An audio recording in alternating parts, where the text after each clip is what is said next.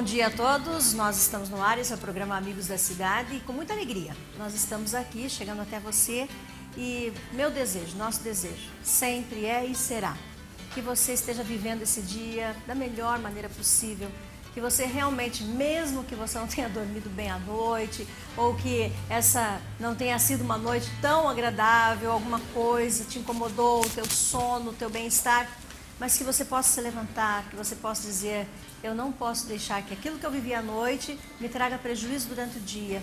E eu vou me levantar e eu vou viver bem esse dia. Eu vou respirar bem, eu vou amar, eu vou perdoar, eu vou me doar e vou dedicar esse dia para fazer o meu melhor. Para mim mesmo, para minha família, para minha casa, para minha comunidade, para minha cidade. Quando nós entendemos que somos responsáveis e que podemos mudar a vida das pessoas só com um bom dia, só com um sorriso, verdadeiramente nós vamos fazer que a nossa cidade, que o mundo que nós vivemos seja um mundo melhor. E para isso eu tenho escolhido um texto que eu acho que casa muito bem com esse momento. Os discípulos, a luz do mundo. Diz Jesus: vós sois a luz do mundo. Não se pode esconder a cidade edificada sobre um monte, nem se acende uma candeia para colocá-la debaixo do alqueire, mas no velador, e alumia a todos os que se encontram na casa. Assim, brilhe também a vossa luz diante dos homens, para que vejam as vossas boas obras e glorifiquem a vosso Pai que está nos céus. Gente, que palavra forte, essa palavra para os discípulos, essa palavra é para cada um de nós, se nós nos consideramos seguidores de Jesus Cristo, se nós verdadeiramente entendemos que temos uma missão aqui aonde estamos vivendo. Que as nossas boas obras glorifiquem a Deus, glorifiquem ao Senhor. Isso diz respeito à minha vida e à sua vida. Quando você pratica as boas obras, você que está lá meramente num supermercado fazendo sua compra ou quem sabe atendendo ali num caixa e que você faz bem o seu trabalho, o seu papel e você consegue se relacionar com as pessoas de forma a ser agradável, a trazer paz ao ambiente que você vive, que as suas obras glorifiquem ao Senhor. Fique comigo e vamos falar sobre ser a luz do mundo, ser a luz da cidade, porque nós temos um convidado e o nosso assunto é sobre isso mesmo, responsabilidade, compromisso e ser a luz. Esse é o programa Amigos da Cidade e eu sou a pastora Jurema. Nós estamos de volta com o programa Amigos da Cidade e aqui com o nosso entrevistado. Eu falei que nós vamos falar sobre assuntos importantes que diz respeito a todos nós, né? Nesse nosso tempo que nós estamos vivendo. E eu já estive com o Dr. Robervani aqui essa semana e eu pedi para que ele voltasse e mais uma vez ele pôde achar um tempinho na sua agenda para estar conosco. Bom dia, doutor. Bom dia, pastora Jurema, bom dia a todos os amigos da cidade. É uma satisfação poder estar aqui e conversar, falar mais uma vez com a população de Campo Mourão e região a respeito de temas que são importantes para todos nós. E o nosso tema hoje central é aquilo que nós estamos vivendo e agora já finalizando, para chegarmos no domingo e podermos assim estar no nosso compromisso de votar e com clareza, com sobriedade, com conhecimento. Na verdade, né, pastora, nós temos eleições pelo calendário que a Justiça apresenta, temos eleições a cada 2 anos. E a cada 2 anos nós temos, como a comunidade pôde perceber, um período aí de campanha intensa mesmo, mais ou menos 60 dias. E tem gente que diz assim, o período da campanha é muito longo, mas na realidade, esse período é importante porque tem gente, segundo apontam pesquisas, que para determinados mandatos que estão em disputa, ainda há uma margem de indeciso de 30% a 40%. Ou seja, às vezes nós não nos envolvemos como devemos. As pessoas têm que participar mais, né?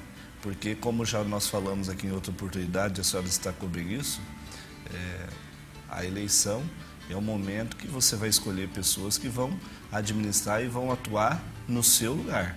Então, é importante. Ainda tem pessoas que dizem, isso não tem nada a ver comigo, no dia da eleição eu vou pescar, eu vou jogar futebol, fazer outra coisa. Então, é um dia para exercer efetivamente a cidadania, né? Como nós mencionamos, quando se vota em alguém, você está dando uma procuração para a pessoa, né?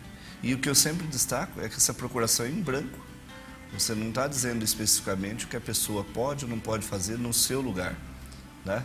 Mas você está apenas escolhendo a pessoa e a partir daí ela vai decidir o que tiver que decidir a respeito das ações que diz respeito ao nosso dia a dia nos próximos 4 anos. Ou no caso do mandato de senador, nos próximos 8 anos. 8 anos. Então, não é brincadeira. Não professor e doutor Roberto, hoje nós tratamos o senhor como professor aqui, porque está nos ensinando, né? Ah, obrigado. E que também é a sua cadeira. Mas uma campanha, como nós vemos assim, uma campanha como estamos vivendo, se ela tem assim o visual de propaganda, muito carro de som e uma propaganda muito pomposa, e a gente sabe que o custo de tudo isso é muito alto, né? Cada etapa da campanha e à medida que as propagandas vão crescendo em formas visuais, esse custo é muito alto. Isso pode influenciar a pessoa que vai votar, deve influenciar, essa campanha tem muito visual, esse candidato provavelmente ele seria muito forte. Isso deveria influenciar as pessoas? Olha, pastora, numa campanha eleitoral nós vemos de tudo, né? Propaganda simples, propaganda mais sofisticada, cheio de requintes, né? Enfim. A pompa de uma campanha, obviamente, que não deve influenciar o eleitor. Acaba influenciando. O que nós queremos dizer é que o mais importante é olhar, prestar atenção no que cada candidato propõe, qual é a sua postura, qual é o seu passado, o que ele já fez pela comunidade, qual que é a atuação dele, enfim, olhar o currículo. Tudo isso é que efetivamente conta para você fazer uma boa escolha, né?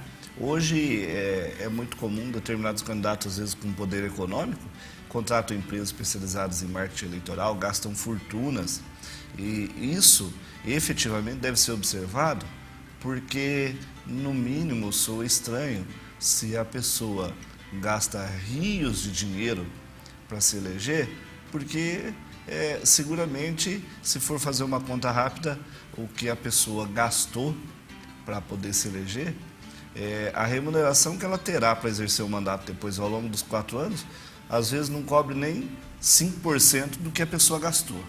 Então, realmente, eu considero, interpreto campanhas muito caras, ou campanha milionária, como um fator negativo. Quando o milagre é grande, o santo desconfia, né? Então, se a pessoa, vamos imaginar, gasta 1 milhão, 2 milhões para fazer uma campanha, mas somando tudo que ela vai receber, a remuneração durante os 4 anos do mandato, não cobre dá isso. 150 mil, 200 mil, fica estranho, porque é difícil imaginar que a pessoa, que o candidato esteja jogando dinheiro fora.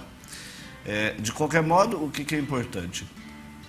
Aspectos visuais, efetivamente, não são o melhor critério para você decidir em quem depois vai decidir no seu lugar, né? Uma das preocupações, eu como pessoa penso, quando eu vejo algumas coisas, eu questiono o custo dessa campanha ou dessas situações, porque quem está por trás desse financeiro, que talvez até esteja ajudando a bancar uma campanha como essa, e o que essa pessoa que está por trás, seja quem for, vai requerer quando esse candidato for, ou se for eleito, né? Ah, sim, isso é uma coisa que infelizmente nós vemos e acompanhando pela mídia, volta e meia se vem a público alguma notícia de que existem determinados mandatários, determinadas pessoas que se elegem, mas já com o propósito de defender um determinado segmento, né? Então ela está patrocinando os interesses de algum segmento. E isso é muito prejudicial, porque às vezes o interesse desse segmento, desse grupo que está por trás do candidato, ele é prejudicial ou ele viola direitos das pessoas como um todo. Então, um dos aspectos que Quando a pessoa vai escolher o candidato, como eu disse, você vê isso, qual é o passado dele, em que área que ele trabalhou, quais são as propostas, né? Outro aspecto a ser considerado também, pastora, é que a impressão que se tem é que no período da eleição, todo mundo vai resolver o problema da sociedade. Se promete, para usar um português bem claro, o mundo e o fundo, e depois não acontece nada. Então não adianta acreditar no conto da carrocinha.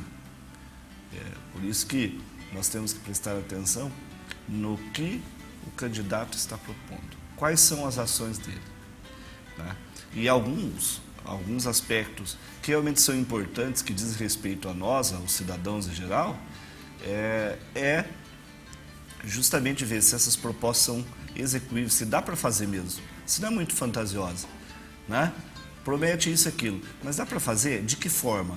O recurso viria de onde? Não existe milagre, né? Então, por exemplo, os mandatários, eles estão se comprometendo a agir com ética mesmo, a fiscalizar a aplicação do dinheiro público, né? Então, tem uma série de aspectos que nós temos que considerar, porque senão muitos acabam votando na propaganda bonita, na piadinha que é feita, em outros aspectos que não tem nada a ver, que depois, na hora de efetivamente exercer o mandato, não vão ajudar em nada, né?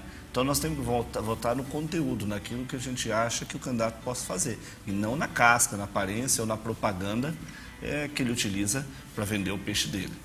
Com certeza. Bom, nós temos agora no domingo as eleições.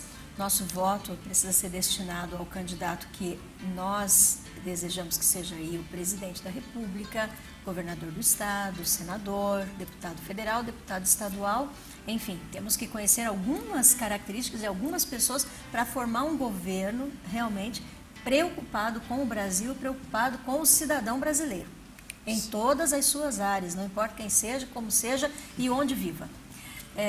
Eu também me preocupo, doutor, se eu estiver errada, por favor me corrija, mas quando eu vejo sim, a participação de um debate ou de uma entrevista dos candidatos, eu procuro acompanhar, né? E quando eu escuto a frase, eu vou fazer e eu vou fazer, isso me preocupa um pouco, porque nós entendemos que o governo, mesmo que seja dentro da presidência, do governo do estado, precisa ser um trabalho em equipe. Essa equipe precisa trabalhar, esse governante vai precisar de uma equipe. Então... Isso, na nossa opinião, é um erro que às vezes acontece em relação a alguns candidatos e às vezes até alguns governantes, da pessoa sempre conjugar na primeira pessoa, né? Eu vou fazer, eu faço, eu aconteço. Isso já demonstra uma certa arrogância, porque só se trabalha ou só se produz em equipe, né? Então, na realidade, o tempo do verbo deveria ser nós vamos fazer. Mandorinha só não faz verão. Ninguém trabalha sozinho, né? Isso é uma coisa que acontece muito no período eleitoral.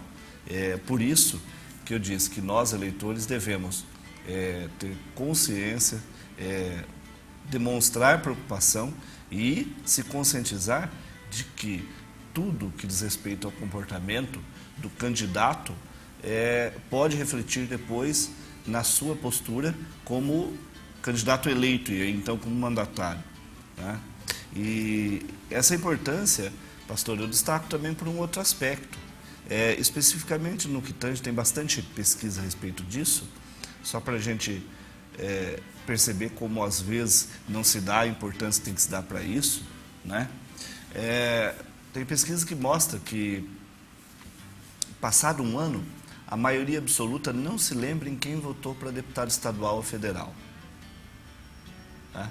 Então, isso é muito sério, porque demonstra que não se refletiu, não se buscou saber efetivamente quem era o candidato, qual era a sua plataforma de trabalho, enfim. Se a pessoa não lembra nem em quem votou, imagina se ela lembra, se analisou, se examinou o que o candidato ou a candidata disse que iria ou não fazer, né? Outra demonstração disso, que é lamentável, eu em eleições já vi isso, a pessoa indo para a urna de votação no dia, para depositar o seu voto, pegar santinho no chão e falar, eu não tenho quem votar, vou pegar o primeiro que votar aqui e vou exercer o voto. Isso é terrível, né? Isso é terrível, porque privilegia, no nosso entendimento, um mau candidato, provavelmente, ou simplesmente não teve nenhum critério para escolher, votou em qualquer um, e não fortalece em nada a democracia, né? A começar por um aspecto muito simples. Quer dizer, se o candidato se dispôs, às vezes não é o candidato, tem que fazer essa ressalva, mas se o candidato se dispôs a sujar a cidade, jogar material no chão, nós já temos que ter uma certa ressalva. Uma preocupação. Uma preocupação. Está sujando o nosso ambiente. E está indo contra a lei, né? Porque a lei diz não é para ter as Não, está indo contra a lei. E outra, num ponto de vista ambiental, você mandou fazer material de campanha e está jogando no chão, está sujando a cidade.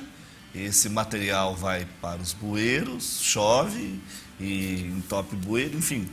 Isso é apenas um micro exemplo de como nós temos que ter consciência, né? Então, a cidadania propriamente dita é isso, nós se envolvermos e participarmos, porque as administrações públicas, as gestões, os mandatos, não são para bonito, é para atender a comunidade.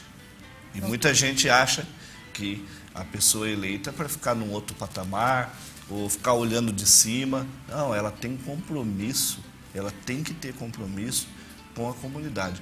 Quanto mais as entidades convocarem os candidatos, chamarem a responsabilidade, cobrar quais são as suas propostas, o que você pretende fazer, com base em quê, isso é possível, né? Quanto mais se envolvermos, melhor será, porque aí sim, com esse acompanhamento, a gente tem certeza de que, na medida do possível, as ações dele vão se reverter em benefício para nós. Nos envolvermos é quando nós realmente estamos conhecendo a proposta e aquilo que existe de planejamento dentro e em torno desse candidato. Nós temos visto e ouvido na televisão muitas propagandas sobre o fato de o voto limpo, das pessoas não venderem o seu voto pela justiça eleitoral. Certo. Né? Propagandas bonitas, bem feitas, que mostram a realidade de quando se negocia um voto, se vende um voto, né? Às vezes essa prática de vender voto, quando falamos, parece que fica tão abusiva, vender o voto. Mas como que isso acontece na realidade? A gente pode entender as práticas que é a venda de um voto? É o quê? Troca com alguma coisa? Olha, pastora, a corrupção eleitoral é algo que dificulta, que atrapalha, é como se fosse um câncer para que nós tenhamos um processo eleitoral efetivamente justo, correto. Por quê? Porque, às vezes, o eleitor, e esse erro, com certeza, do eleitor, ele diz assim, eu vou votar em quem pagar o meu voto. Mas vamos imaginar assim, primeiro que, claro, isso é errado, isso contamina todo o processo. Vamos supor, a pessoa vendeu o voto dela por R$50. Será que isso vale? A questão nem é de saber se compensa isso ou não, porque isso está completamente errado. Desde uma perspectiva ética, não dá para admitir esse tipo de conduta. Mas aí a pessoa, de repente, ela vende o voto dela. E numa determinada ocasião, pode ser por uma circunstância da vida, ela precisa de um atendimento de saúde urgente ou de emergência para atendimento de um filho, de um pai dessa pessoa. E às vezes o serviço não funciona adequadamente, ou não tem o médico, ou faltou medicamento, ou faltou estrutura, não houve atendimento, houve omissão. E aí, pode ter certeza que, direto ou indiretamente, é esse comportamento de vender o voto que prejudica para que nós tenhamos melhores serviços para a comunidade. Porque a pessoa que faz isso, a pessoa que compra o seu voto, ela não tem compromisso nenhum com você. Porque o que ela devia para você, ela julga que já pagou. Você vendeu o voto. Você não exigiu o compromisso do candidato para os próximos 4 anos. Né? Então, eu só utilizo isso como exemplo. Você vende seu voto por R$50, por exemplo, e depois, quando você precisa do serviço público, isso pode custar muito mais caro. Muito. Serviço público, saúde, educação, tudo que diga respeito ao nosso dia a dia, à nossa família, ao que nós temos, o que nós fazemos dentro da nossa casa, ou relacionado ao nosso emprego, a política interfere de modo direto. Ou seja, a corrupção eleitoral é o que pode ter de mais pernicioso, porque ela contamina. Ela contamina. Teoricamente, quem vende o voto não tem o direito de fazer qualquer tipo de reclamação, teoricamente. Então, a migalha que recebe hoje, a esmola que recebe hoje, é a falta do serviço amanhã ou é a sua ilegitimidade para você reivindicar. Como é que você cobra de uma pessoa para a qual você contribuiu corrompendo? Então, isso desde sempre é muito prejudicial. Aqueles que gostam de literatura, tem um poeta famoso, Graciliano Ramos, que é de Palmeira dos Índios, nas Alagoas, e ele foi prefeito, pouca gente sabe disso, ele foi prefeito na década de 40, 50, Palmeira dos Índios, e começando a gestão dele, ele manifestou assim um descontentamento muito grande, dizendo: eu não consigo entender como é que pode que todo agente público, quando vai praticar um ato que é para benefício da comunidade, ele tenha que querer levar vantagem. Né? E aí Graciliano Ramos, há 50, 60 anos atrás, ele prestava conta de tudo que ele fazia na prefeitura. Ele elaborava uma prestação de contas, mostrando qual que era a receita, qual que era a despesa e o que foi feito com cada tostão que era arrecadado pela administração. Então, é esse tipo de providência, esse tipo de envolvimento que a sociedade tem que ter. A senhora, pouco antes de nós começarmos, falava, está participando do Fórum de Desenvolvimento da cidade. O que é isso? É a comunidade se organizando para reivindicar, para refletir, para ver o que pode ser feito, como é que nós podemos fazer para melhorar. A comunidade tem que se envolver através da associação de bairros, fortalecer a associação de bairros, através, por exemplo, de iniciativas da comunidade que são fundamentais, como iniciou em Maringá, espalhou pelo Brasil todo, e que acho que foi o 2º ou 3º Observatório Social. Né? Então, a administração pública, como diz, o nome diz, é público, é para todos nós. Nós temos que participar, sim, mas, acima de tudo, com lisura, com transparência. E a corrupção, se nós fosse comparar com um problema de saúde, poderíamos dizer que propriamente é um câncer. Muito forte isso, né? Infelizmente, mais uma vez, meu tempo acaba e eu quero lhe agradecer muito por esse espaço. E eu acho que assim nós conseguimos interagir e as pessoas que estão conosco também podem refletir e pode-se ponderar algumas coisas importantes para esse voto. Muito obrigada, doutor.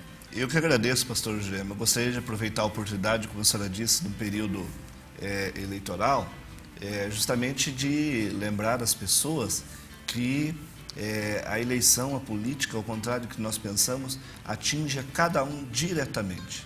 Isso é fundamental. Nós só teremos uma administração mais voltada para o cidadão se todos participarem, se todos se envolverem, e assim nós podemos ter uma possibilidade de convivência melhor, de desenvolvimento, de harmonia, de melhor condição de vida para nós, para a nossa família, para os nossos filhos, e enfim, dessa forma sermos felizes. Né? Então, desejo a todos um bom processo eleitoral, que todos sejam iluminados e tenham consciência, essa consciência, porque só dessa forma nós vamos conseguir fazer as transformações, porque todos nós sabemos dos problemas que existem, das dificuldades, e tem muito para se fazer. Né? E isso passa efetivamente pela política, pela escolha dos nossos governantes, aqueles que vão decidir no nosso lugar. Bom dia, senhora, pastor Jurema, obrigado pela oportunidade de estar aqui, e um bom dia a todos os telespectadores da TV Carajás. Quero dizer para vocês que nessa sexta-feira nós teremos a nossa vigília do Povo de Deus ali no Country Club, a partir das 8 horas da noite, 20 horas. E todos são convidados. O objetivo é orarmos pelo Brasil, orarmos pelo estado do Paraná, orarmos pela nossa cidade. Que Deus te abençoe, que Deus te guarde. A nossa oração, a minha oração chega até você hoje, declarando bênção sobre a sua vida, sobre o seu caminhar, sobre o seu levantar. Aonde você estiver, você, sua casa, sua família sejam abençoados em nome de Jesus. Amanhã eu volto, se Deus quiser.